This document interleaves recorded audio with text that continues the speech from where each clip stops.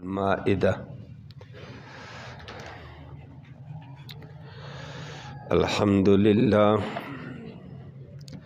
الحمدللہ عدد خلقہ ورضا نفسہ وزنت عرشہ ومداد کلماتہ والصلاة والسلام علی صفوت رسلہ وخیر خلقہ محمد وآلہ وصحبہ اما بعد فاعوذ باللہ من الشیطان الرجیم بسم اللہ الرحمن الرحیم یا ایہا الذین آمنوا اتقوا اللہ وابتغوا الیہ الوسیلۃ وجاہدوا فی سبیلہ لعلکم تفلحون۔ صدق اللہ العلی العظیم وبلغنا رسولہ النبی الامی الکریم۔ قابل تکریم معزز سامعین کرام، آیت کریمہ میں اللہ رب العالمین نے 3 چیزوں کا حکم ارشاد فرمایا ہے اور اسی کے اوپر فلاح کا ذکر کیا ہے، کامیابی کا۔ ایک رب کریم نے اعلان کر کے فرما دیا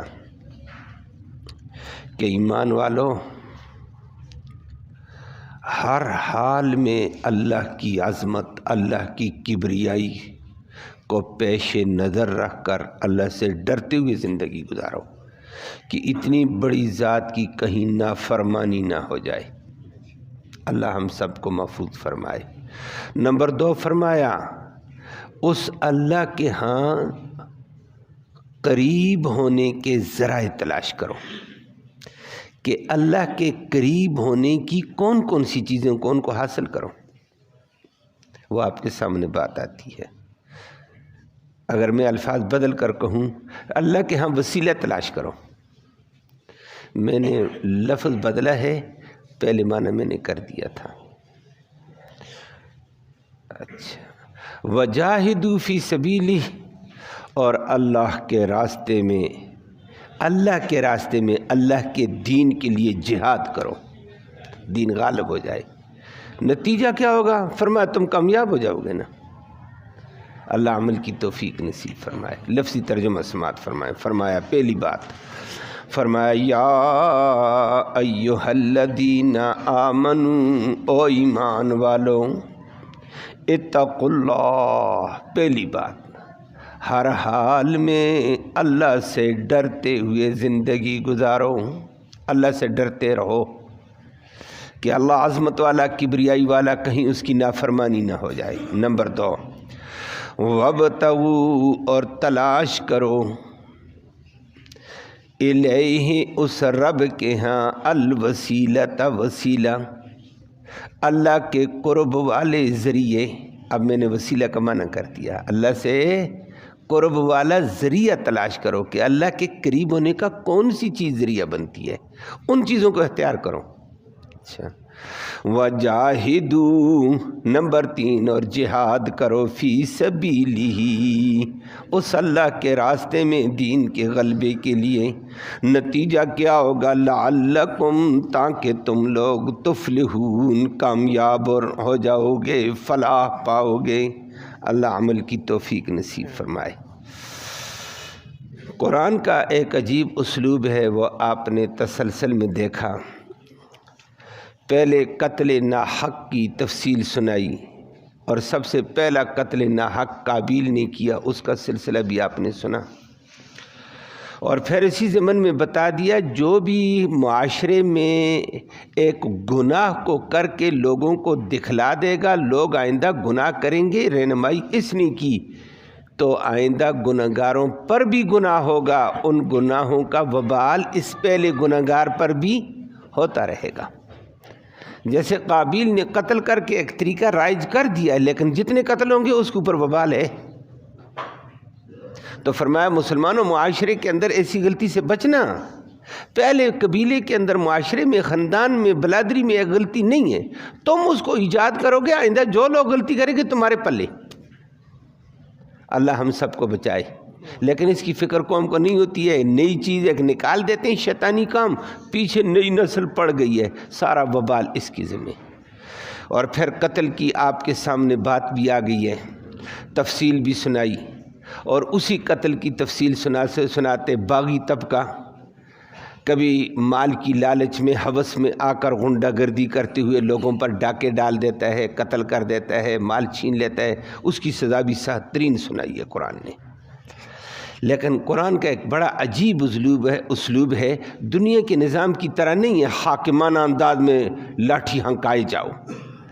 قرآن احکام ضابطہ بیان کر کے فوراً ترغیبی انداز میں آ جاتا ہے، رغبت دلاتا ہے کہ ان جرائم سے بچو، تمہارے لیے دنیا بھی راحت کی ہوگی، آخرت بھی راحت کی ہوگی، تاکہ اس سزا کی نوبت ہی نہ آئے۔ جہنم کا ذکر قرآن کر کے فوراً جنت کا ذکر کر دیتا ہے، رغبت کا پہلو لے کر آ جاتا ہے۔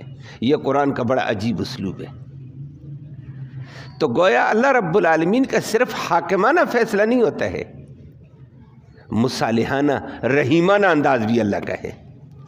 ایک فیصلہ سنایا سخت، فوراً رحیمانہ انداز لے کر آ جاتا ہے، میں رحیم ہوں، یہ کام کرو گے یہ دے دوں گا، اور ان جرائم سے، ان گناہوں سے، ان وبالوں سے تمہیں بچا لوں گا۔ اللہ بڑا کریم ہے، آج وہی رحیمانہ انداز اختیار کیا ہے، اور ضابطے بیان کرتے کرتے فوراً کہہ دیا یا ایھا الذین آمنوا اتقوا اللہ، او ایمان والو اللہ سے ڈرتے رہو۔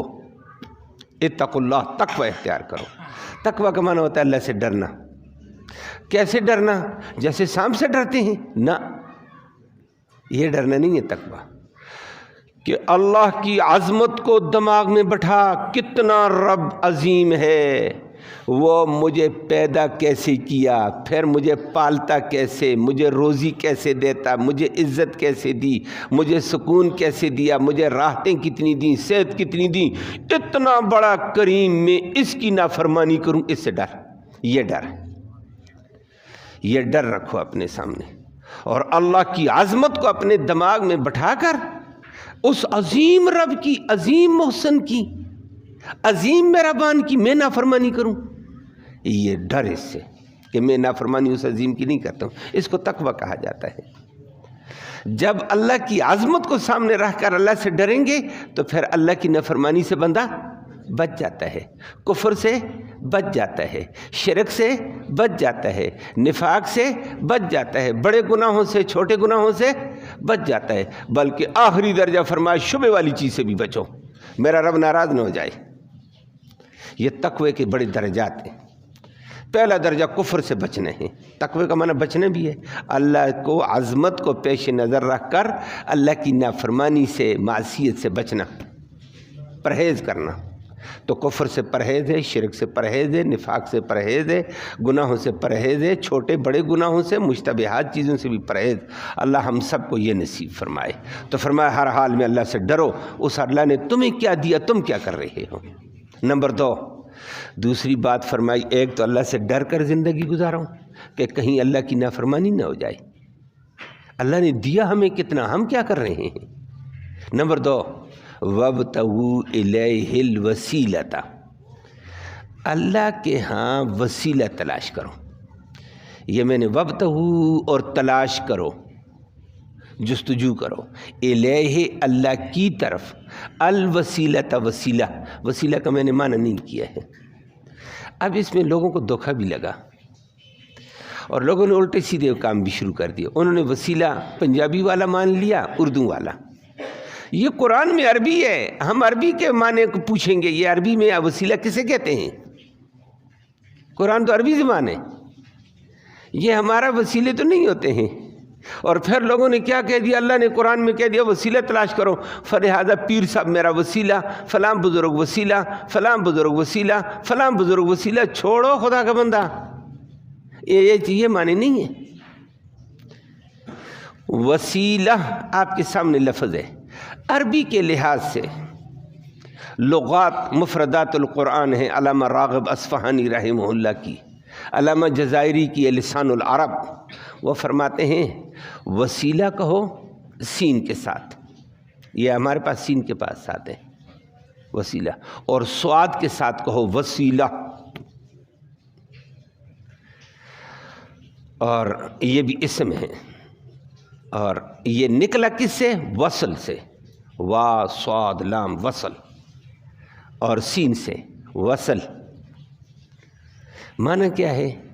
وصل ہو یا وسیلہ، اس کا معنی ہوتا ہے، میں سواد کے ساتھ ذکر کر رہا ہوں، اس کا معنی ہوتا ہے جوڑنا، ملانا۔ وسیلہ کا معنی جوڑنا، ملانا، یہ معنی ہے۔ اور سواد کے ساتھ تو مطلقاً جوڑنا، جیسے کیسے ہو جوڑ دو، یہ معنی ہے لغوی۔ اور سین کے ساتھ ہے، ہمارے پاس سین کے ساتھ ہے۔ لغت عرب بڑی عجیب ہے، اس کے زیر زبر کا بھی فرق ہوتا ہے، ایک حرف سے دوسرا حرف بدلنے میں بھی فرق آ جاتا ہے۔ اب یہ سین کے ساتھ ہے وسیلہ، سین کے ساتھ وسیلہ کا معنی کہ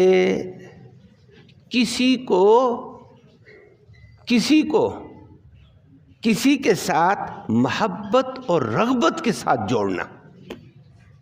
میری بات سمجھ آئیے؟ کس کے ساتھ؟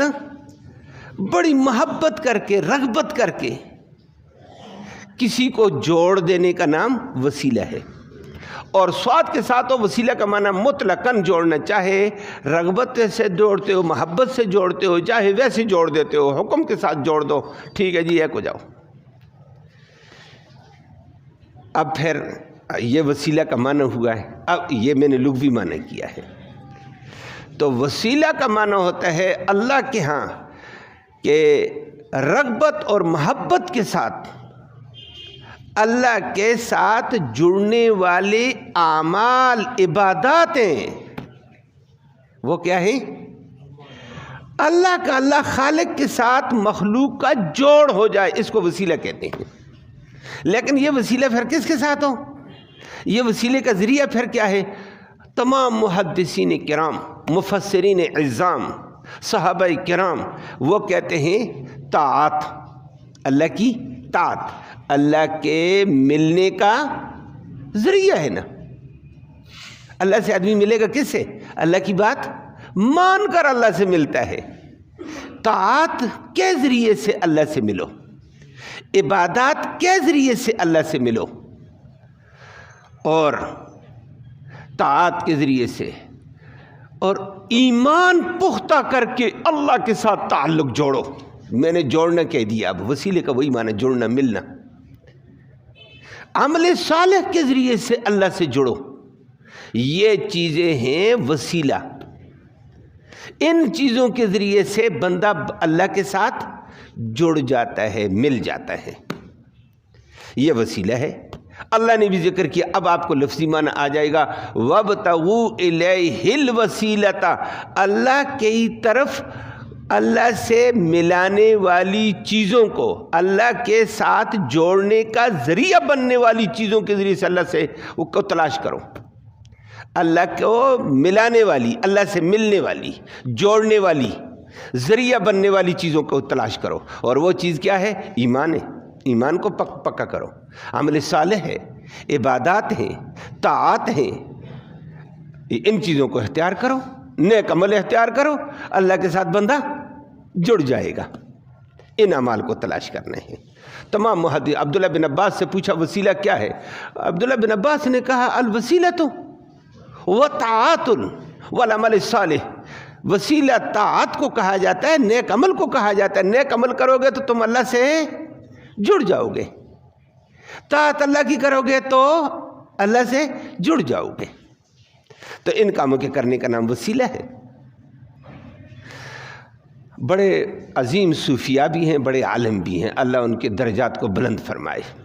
شیخ عبد القادر جیلانی رحمہ اللہ، دنیا نام ان کا لیتی رہتی ہے، لیکن شیخ عبد القادر جیلانی کو نہیں پہچانتے ہیں۔ بہت بڑا عالم تھا، اللہ اس کے درجے بلند فرمائے۔ بہت بڑا صوفی بھی تھا، زاہد تھا، اللہ کی توحید میں فنا، عبادت میں فنا تھا، اور یہ بھی صوفیاء کا امام ہے۔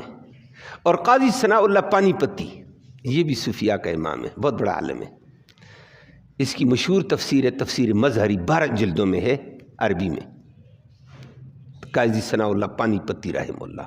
یہ بھی صوفیاء ہے، بڑا جس کو ویسے یہ لفظ عربی میں مستعمل نہیں ہے، یہ لوگوں نے بنا دیا پنجابی میں، دیگر چیزوں میں پیر پیر پیر۔ یہ پیر کوئی چیز نہیں ہوتی ہے، نہ یہ اسلام کی کوئی اصطلاح ہے، لوگوں نے آج کل بنا دیا ہے۔ اس وجہ سے میں یوں کہہ دوں، جیسے شیخ عبد القادر جیلانی کہتے ہیں پیران پیر، پیروں کا بھی پیر ہے، تو یہ قاضی ثناء اللہ پانی پتی بھی پیروں کا پیر ہے، بڑے لوگ ہیں بلند ترین۔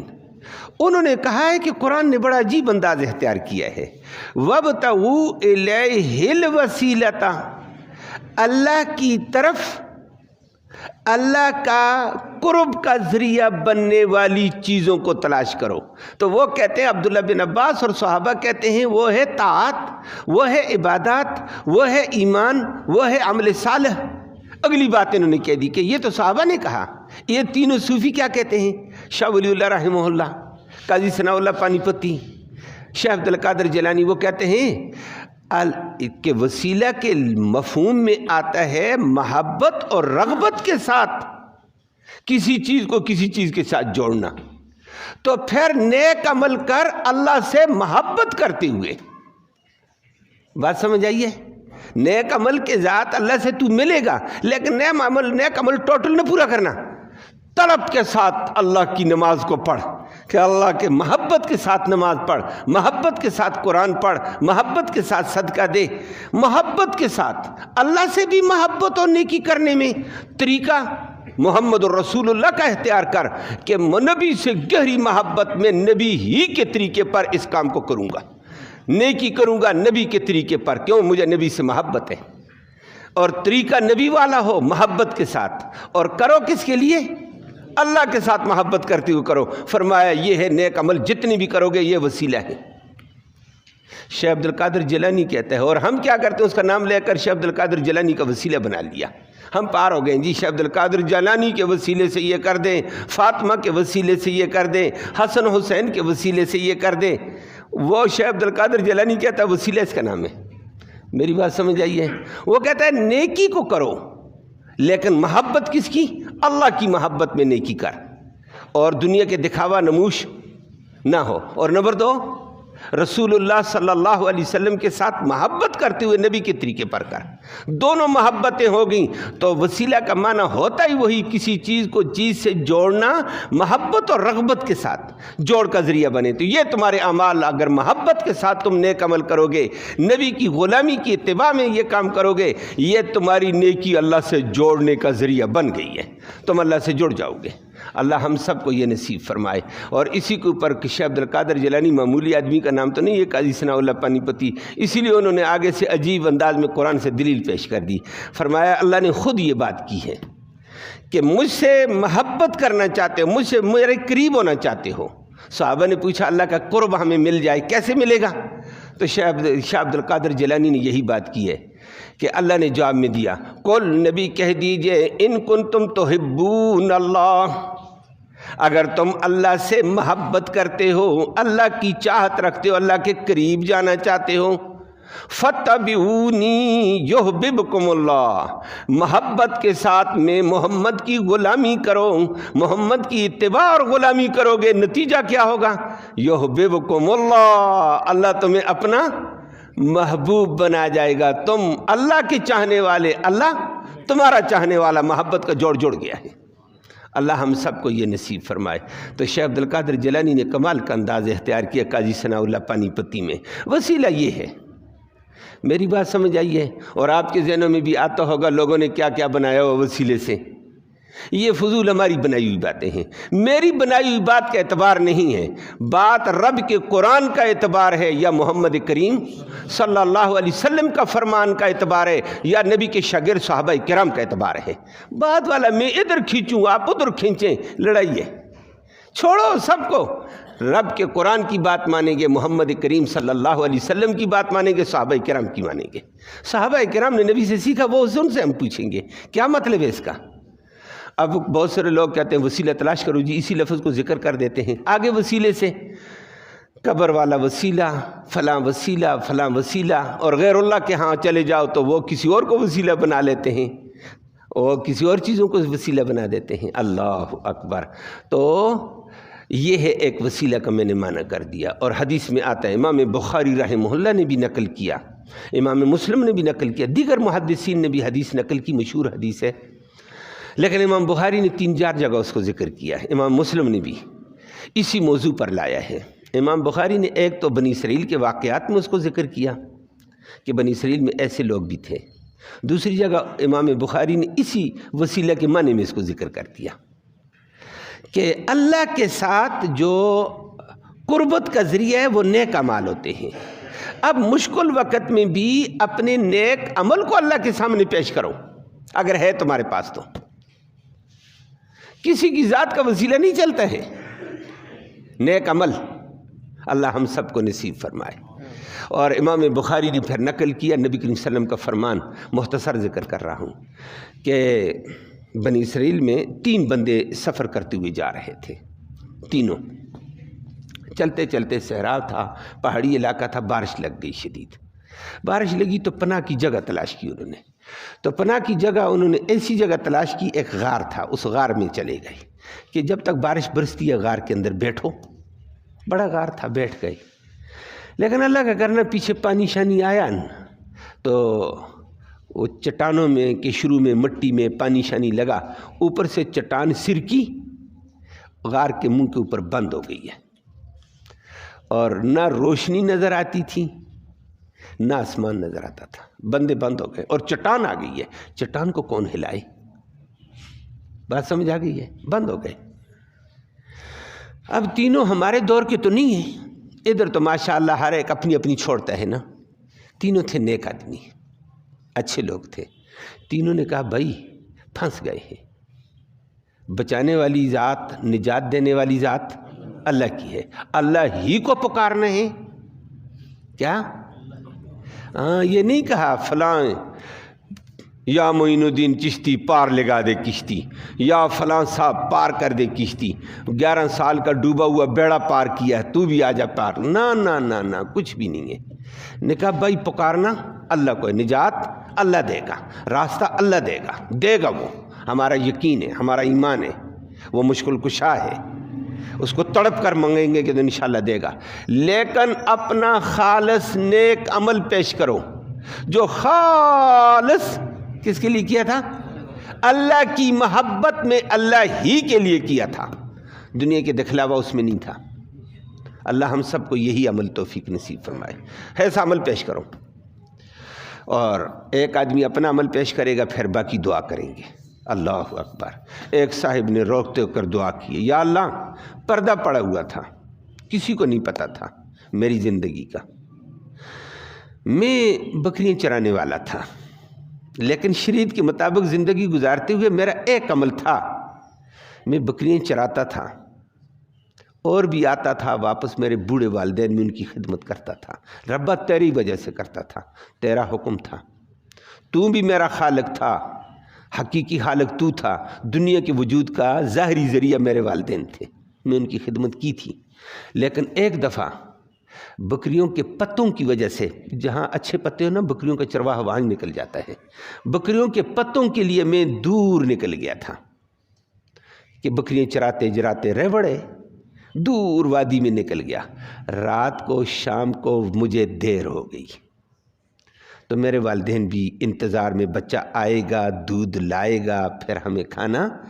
اور دودھ دے گا، بچے بھی، تو میں شام کو لیٹ ہو گیا مغرب سے، عشاء لیٹ بکریاں میں نے پہنچائیں، پھر دودھ دھویا، اللہ حدیث میں آتا ہے، کہتا ہے میں دودھ لے کر آیا تو میرے بچے والولدان، بچے میری ٹانگوں میں الجھ رہے تھے، ابو جی دودھ لاؤ، ابو جی یہ دو، ابو جی یہ دو، میں نے کہا دودھ پہلے والدینوں کو دوں گا، اور میری یہ عادت تھی، پہلے میں والدینوں کا دیتا تھا چیز، پھر اپنے بچوں کو دیتا، یا اللہ یہ تیری رضا کے لیے، یہ پردہ تھا، آج میں کھل رہا ہوں۔ اور میں جب دیر سے آیا تو میرے والدین میری انتظار کرتے کرتے سو گئے تھے، میں نے دودھ گرم کیا، اس میں جو بھی میٹھا ڈالا گرم کر کے میں نے بچوں کی شور کو نہیں دیکھا، پہلے دودھ والدینوں کے لیے گرم کیا، پیالہ لے کر کھڑا ہو گیا، بیوی کو کہا اب تو اپنے بچوں کو دے باقی دودھ۔ بچے شور کرتے رہے، میں نے پرواہ نہیں کی، میں والدینوں کے سرانے کھڑا ہو گیا پیالہ لے کر۔ دو باتیں تھیں، ایک کہ میں ان کو جگاؤں اور کھلاؤں، میں نے کہا ان کا آرام خراب ہو جائے گا، آرام نہیں خراب کرنے چاہیے ان کا۔ دوسری صورت ہے میں سو جاؤں تھکا ہوا تو یہ جاگیں گے، یہ بھوکے ہیں، یہ کہیں گے بچہ کدھر گیا؟ تو میں دودھ کا پیالہ رات بھر لے کر سرانے کھڑا تھا تیری رضا کے لیے۔ تو دیکھتا تھا، نہ والدینوں کو پتہ تھا نہ دنیا کے کسی بندے کو پتہ تھا، تو دیکھتا تھا صبح تک میرے والدین آرام سے سوئے، میں بھی پیالہ لے کر کھڑا کہ جیسے جاگیں گے خدمت پیش کروں گا۔ یا اللہ صبح تک میں کھڑا تھا، یہ میں نے خالص تیری رضا کے لیے کیا، میرے اس عمل کی وہ کا لحاظ رکھ، آج چٹان سے راستہ دے دے، چٹان کو اپنی قدرت سے ہٹا۔ باقیوں نے آمین کی، اس نے رو کر دعا کی، اپنا نیک عمل پیش کیا۔ میرے اس عمل کی وجہ سے میں نے خالص تیرے لیے کیا، تیری محبت میں کیا، یہ وسیلہ ہے۔ اللہ کی محبت میں آ کر نیک عمل اللہ کی رضا کے لیے کرنا، یہ وسیلہ ہے، اللہ کے قرب کا ذریعہ۔ یا اللہ میں نے یہ تیری رضا کے لیے کیا، میں تیرے قریب ہونے کے لیے، اگر میں تیرا بندہ ہوں آج رحم کر۔ ایک دم آمین کی، باقیوں نے چٹان سر کی، نیچے ہو گئی ہے، لیکن ابھی نکل آسمان نظر آنے لگے، روشنی نظر آنے لگی، امید کی کرن لگ گئی ہے۔ کہنے لگے نکلیں کیسے؟ چٹان آئی ہوئی ہے ادھر، ادھر سے راستہ ہے، ایسے نکل نہیں سکتے ابھی، لیکن راستہ نظر آ گیا، سورج نظر آ گیا، آسمان نظر آ گیا۔ دوسرے نے دعا شروع کر دی، دوسرے نے اپنی دعا شروع کی۔ اس نے کہا یا اللہ تو جانتا ہے میں جوانی میں تھا، جوانی میں انسان کے حالات ہوتے ہیں، میں نیکی شیکی کرتا تھا، جوانی کے تقاضے سے مجھے چچا زاد بہن سے محبت ہو گئی تھی، میں نے رشتہ مانگا نہیں دیتے تھے، اور میری چاہت اسی پر تھی، میں نے اپنی چاہت کے سارے حالات پیش کیے، لیکن مجھے نوبت نہیں آئی۔ کرتے کرتے کرتے ایک دفعہ میری چچا زاد بہن کو پیسوں کی شدید ضرورت پڑ گئی، میں اپنے باغ میں کام کر رہا تھا، اس کے پاس مہمان آئے، جو بھی آیا اس نے کہا پیسے چاہیے، مہمان آئے ہوئے ہیں، اور 100 درہم 200 دینار کا تقاضا کیا۔ میں نے کہا 100 دینار دوں گا، لیکن میری چاہت آپ پوری کریں گی، آپ کی ضرورت میں پوری کر دیتا ہوں۔ وہ مجبور ہو کر پھنس کر اس نے ہاں کر دی، اور ہاں کرنے کے بعد یا اللہ کوئی بھی نہیں دیکھتا تھا، نہ کوئی بندہ تھا نہ بندے کی ذات تھی، میں نے 100 دینار دے کر جب اس کے قریب ہوا، ابھی ہاتھ نہیں لگایا تھا، قریب ہو کر اس کے بیٹھا تھا، اور اس نے تڑپتے ہوئے کہا یا عبد اللہ اتق اللہ، او اللہ کے بندے ڈر خدا سے، اللہ کا بندہ ہے، اللہ سے ڈر، ولا تختم ملف خاتم، اس مور کو، یہ شرم و حیا کی مور ہے، آج تک یہاں تک ہاتھ کسی کا نہیں پہنچا، نہ توڑو بغیر حق کے، نہ حق نہ توڑنا۔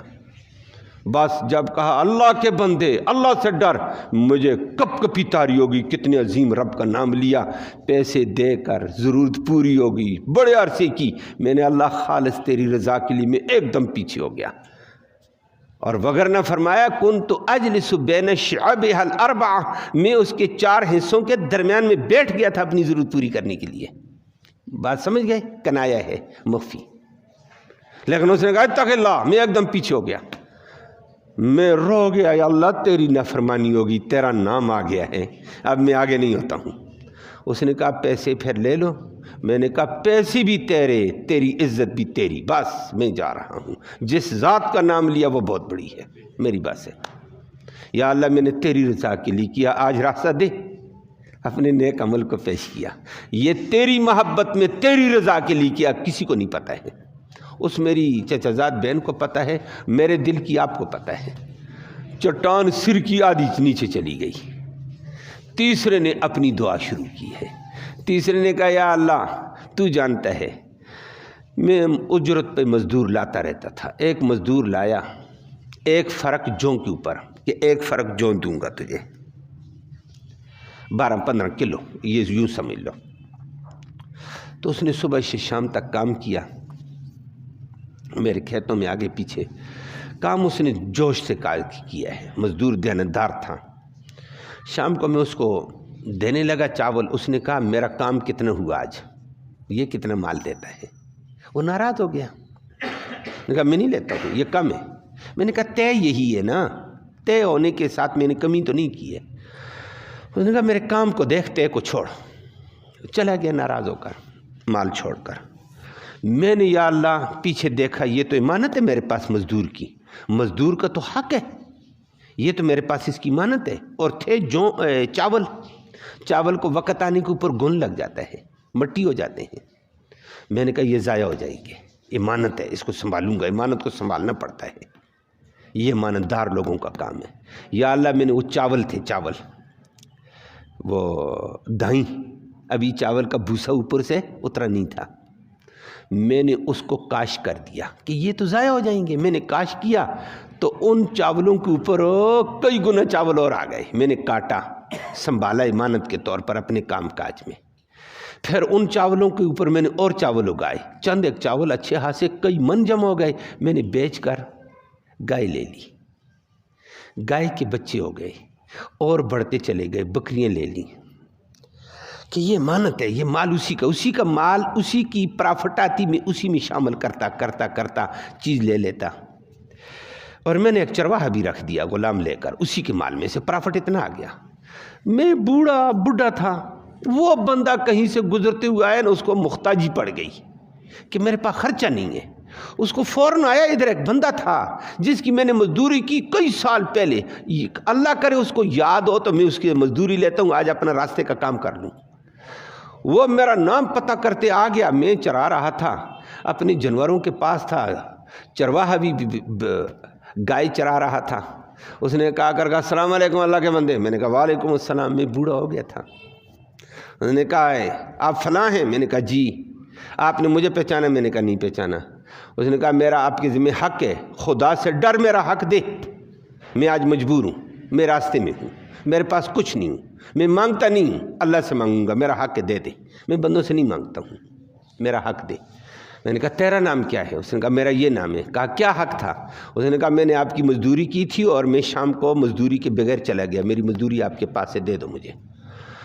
میں نے کہا بہت اچھی بات ہے بھائی, اللہ آپ کو جزائے خیر دے. میں نے اس کو بٹھایا, کھانا کھا, مسافر ہے.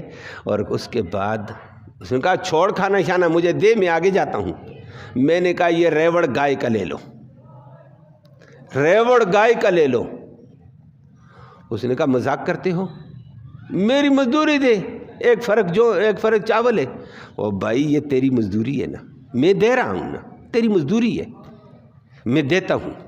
مجھے پتہ, میرے رب کو پتہ ہے, میں نے ڈنڈی نہیں ماری اس میں, تیری ہی مزدوری ہے. اس نے کہا مجھ سے مذاق نہ کر, میری تھوڑی سی مزدوری ہے, اتنی گائے کا ریوڑ میں کیا کروں گا. اس نے کہا بھائی تیری مزدوری کو میں نے کام پہ لگایا, اس کے اوپر پرافٹ آتا رہا, کاروبار میں لگایا, اس کاروبار سے پرافٹ میں نے نہیں لیا. امانت ہوتی, پرافٹ بھی امانت ہوتی ہے. وہ سارا جمع ہوا, یہ ریوڑ سارا تمہارا ہے, لے اللہ کا. اس نے کہا اچھا لے لوں. پھر اس نے بھی سوچا یہ تڑپے گا جب لوں گا. اس نے لیا ریوڑ. میں نے کہا یہ چرواہا بھی اسی مال میں سے, اس کو بھی ساتھ لے جا. وہ لے کر بڑا حیران ہوا. اس نے کہا یا اللہ یہ دیانتداری, یہ ایمانداری کا عمل میں نے تیری رضا کے لیے, تیری محبت میں کیا ہے کہ تیرا حکم یہ ہے. یا اللہ چٹان کو پرے کر دے. چٹان سر کی راستہ صاف ہو گیا, تینوں ساتھی باہر نکل گئے. یہ کس کو پیش کیا؟ نیک عمل کو. ہمارے پاس نیک عمل ہی نہیں ہے. پھر کہتے ہیں فلاں جگہ جاؤ, فلاں جگہ جاؤ, فلاں کا وسیلہ, فلاں کا وسیلہ. نہ ہمارے نیک عمل کا. یہ قرآن نے کہا قربت والے, اللہ کے قریب کرنے کا ذریعہ بننے والی چیزوں کو تلاش کرو. وہ طاعت ہے, وہ عبادات ہے, وہ نیک عمل ہے, وہ ایمان ہے. یہ کام کرو, اللہ اس سے راضی ہوتا ہے. لوگ اسی عمل کو واسطہ دیتے تھے اور مشکلیں حل ہوتی تھیں. آج ہمارے پاس ہے دامنی خالی ہے. اللہ ہم سب کو ہدایت نے. باقی بات اگلی نشست میں کریں گے. اللہم صلی وسلم دائما ابدا علی حبیبک خیر الخلق کلہم. اللہم انا نسألک الہدی والہدی والعفاف والتقی. یا اللہ ہمارا یہ بیٹھنا, یہ سننا اپنی جناب میں قبول فرما. اس کا ایصال ثواب ہمارے اعزاء اقارب جو دنیا سے چل بسے, ان کی روح کو اس کا ثواب پہنچا دے, ان کے درجے بلند فرما دے, عافیت اور رحم کا معاملہ ان سے فرما دے. یا اللہ نیک اعمال کی توفیق نصیب فرما. اپنی قربت والا, اپنی رحمت والا کا ذریعہ بننے والے اعمال کی توفیق نصیب فرما، اپنی رضا والے اعمال کی توفیق نصیب فرما۔ یا اللہ دین کے تقاضے پورے کرنے کی توفیق نصیب فرما، قرآن کی سمجھ نصیب فرما، قرآن کے جملہ تقاضوں کو پورا کرنے کی توفیق نصیب فرما دے۔ یا اللہ تو رحم کا معاملہ فرما دے۔ یا اللہ حاضرین مجلس کی نیک مرادیں پوری فرما، نیک ارادوں میں کامیابی نصیب فرما۔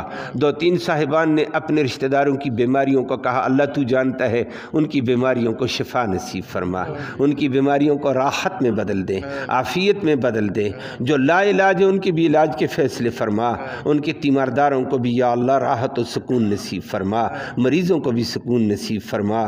یا اللہ مرتے وقت کلمہ ایمان ہم سب کو نصیب فرما، آخرت میں اس قرآن کی نبی کریم صلی اللہ علیہ وسلم کی شفاعت نصیب فرما۔